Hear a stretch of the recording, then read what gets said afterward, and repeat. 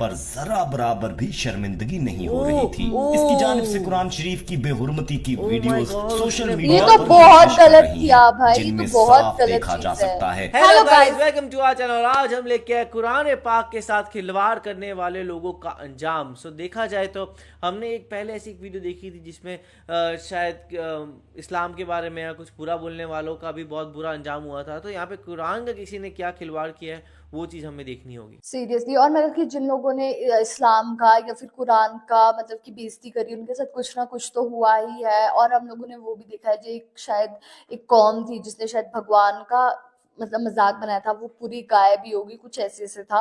बाकी देखते हैं कि कुरान का जिसने बेइज्जती करी उनके साथ क्या हुआ। कुरान करीम आसमानी किताबों में सबसे बुलंद और मुमताज इस सबब से भी है कि अल्लाह ताला ने इसे किसी तहरीफ और तब्दीली से महफूज रखने का खुद जिम्मा लिया है। अगर अल्लाह ताला ने कुरान की हिफाजत का जिम्मा न लिया होता तो इसमें भी तहरीफ और तब्दीली का वही हाल होता जो साबका आसमानी किताबों का हुआ था, क्योंकि साबका आसमानी किताबों की हिफाजत की जिम्मेदारी अल्लाह ने उन्हीं लोगों को सौंपी थी जिनकी तरफ अल्लाह ने वो किताबें उतारी थी। मगर आज जब दीन इस्लाम तेजी से फैल रहा है तो ये बात गैर मुस्लिमों को खटक रही है। वो ऐसे मौके तलाश करने में लगे हैं जिनसे वो इस्लाम को बदनाम कर सके। इसमें उनका छुपा हुआ मकसद फकत लोगों को इस्लाम से दूर करना और गुमराह करना है ताकि यहूदी और ईसाई इस्लाम की जानिब रागिब ना हो सकें। इसी हवाले से स्वीडन में रहने वाला एक नौजवान जिसने बाकायदा अदालत से आजादी इजहार राय की इजाजत लेकर मस्जिद के बाहर कुरान मजीद को नजरे आतिश कर डाला, नाउजुबिल्लाह। इस वाक़े ने दुनिया भर के मुसलमानों को मुश्तैल कर दिया। सभी अपने अपने मुल्कों और इलाकों में बतौर एहतजाज गलियों और सड़कों पर निकल आए, जबकि उस शख्स को अपने किए पर जरा बराबर भी शर्मिंदगी नहीं हो रही थी। इसकी जानिब से कुरान शरीफ की बेहुरमती की वीडियोस सोशल मीडिया ये तो पर बहुत पेश कर गलत रही किया हैं, भाई, ये जिनमें तो बहुत साफ गलत देखा जा चीज है। सकता है कि वो किस कदर गुस्ताखाना अंदाज में कुरान मजीद के साथ पेश आता रहा। मगर दोस्तों, अल्लाह की लाठी बेआवाज है। ये हुकूमत और कानून तो एक असूल के पाबंद होते हैं, मगर खुदा अपनी किताब की हिफाजत का जिम्मा खुद ले चुका है। वो शख्स जिसका अभी तक कोई कुछ भी बिगाड़ ना सका था, उस पर अल्लाह का ऐसा अजाब नाजिल हुआ कि देखने वालों की चीखें निकल गईं। जी हाँ दोस्तों, वो गैर मजहब शख्स जिसने कुरान मजीद की बेहुरमती की थी, उसकी तबीयत चंद रोज बाद अचानक ही खराब होने लगी। उसे सांस लेने में दुश्वारी महसूस हुई तो बकायदा प्रोटोकॉल के साथ उसे अस्पताल पहुंचाया गया, जहां पर उसके मुख्तलिफ टेस्ट किए गए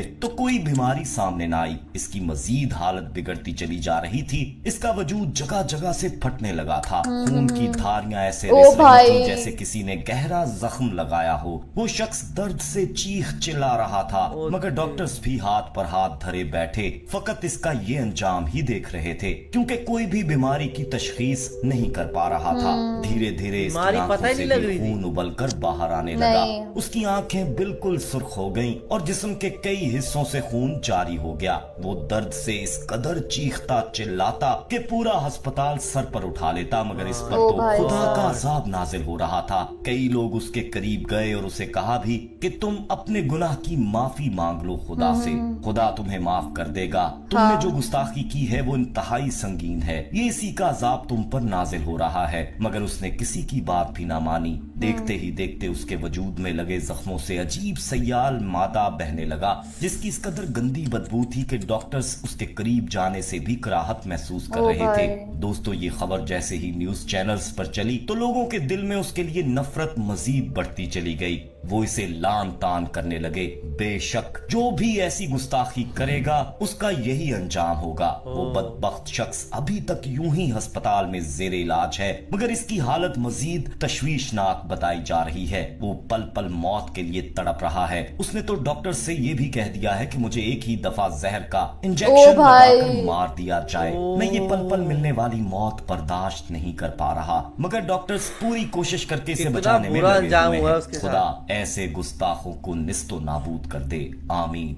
प्यारे दोस्तों, कुरान करीम को इस अजीम खूबी के जरिए दूसरी आसमानी किताबों से बुलंद और मुमताज करने की हिकमत ये है कि ये आसमानी किताबों में से आखिरी किताब है اور آسمانی کتابوں کے سلسلے کو ختم کرنے والی ہے، لہٰذا اللہ تعالیٰ نے اس کی حفاظت کے لیے ایسے اسباب تیار اور مہیا فرمائے ہیں جو اس کے علاوہ کسی اور کتاب کے لیے میسر نہیں تھے۔ ان اسباب میں سے رسول اللہ صلی اللہ علیہ وآلہ وسلم کے پہلے خلیفہ حضرت ابو بکر صدیق رضی اللہ تعالیٰ عنہ کا قرآن کو لکھا ہوا جمع کرنا تھا۔ ان اسباب میں سے ایک سبب یہ بھی تھا کہ رسول اللہ صلی اللہ علیہ وآلہ وسلم کے تیسرے خلیفہ حضرت عثمان رضی اللہ تعالیٰ عنہ نے تمام صحابہ کرام کی رضامندی سے قرآن کو ایک کتاب کی صورت میں ثابت شدہ کرتوں کے مطابق جمع فرمایا، پھر اس کے نسخے لکھوا کر تمام ملکوں میں روانہ فرمائے۔ ان اسباب میں سے سب سے بڑا معجزاتی سبب قرآن مجید کو زبانی یاد کرنا ہے۔ اللہ رب العزت کا ارشاد ہے کہ ہم نے ہی قرآن کو نازل کیا اور ہم ہی اس کی حفاظت کریں گے، سورہ حج۔ یہ پہلی وہ آسمانی کتاب ہے دوستو جس کی حفاظت کا ذمہ اللہ نے خود لیا،